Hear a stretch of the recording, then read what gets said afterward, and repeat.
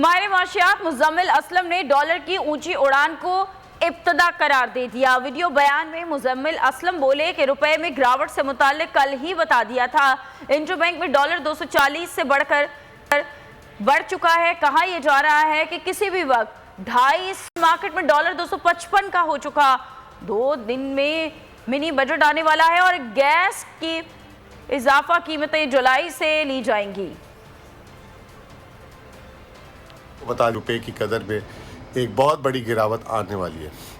तो आज वही हुआ जो इंटरबैंक मार्केट 230 रुपए का था, जिसको डार साहब 180-85 रुपए में लाना चाहते थे, वो अब 240 रुपए की सतह तोड़ गया है। गैस की कीमतें आपसे जुलाई के महीने से ली जाएंगी।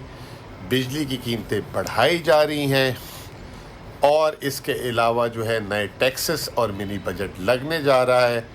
ये है आपकी आने वाले दिनों की सूरत हाल और जो नहायत ही जिसे कहते हैं कि एक महंगाई का बहुत बड़ा तूफ़ान और सैलाब आएगा।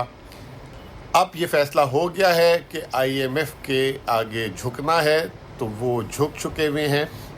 अब देखते हैं कि IMF के प्रोग्राम की बहाली के बाद चीज़ें बहाल होती हैं या वैसी की वैसी रहती हैं या और बदतर होती हैं।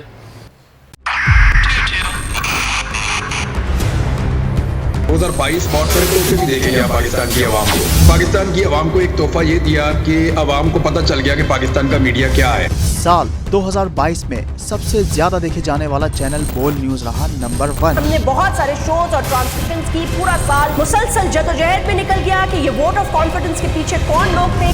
तोड़े रेटिंग के सभी रिकॉर्ड। सोशल मीडिया पर भी सबसे ज्यादा तेजी से 2.4 बिलियन व्यूज का संगे मील अबूर किया। एंकर्स को भी आवाम में सबसे ज्यादा मकबूलियत मिली और सोशल मीडिया पर भी बोल रहा सब पर भारी। सब्सक्राइब करें और बेल दबाएं ताकि कोई खबर रह न जाए।